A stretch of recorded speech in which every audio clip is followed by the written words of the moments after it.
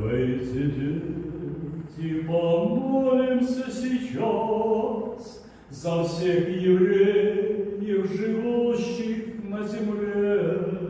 чтоб Бог открыл им ихние глаза, кто есть на самом деле Иешуа, чтоб Бог открыл им ихние глаза, кто есть на самом деле Иешуа, что Он пришел, чтоб дать нам свободу, освободить от всякого греха, явил Отца еврейскому народу, как предсказал пророк Исаия, явил Отца еврейскому народу, как предсказал пророк Исаия.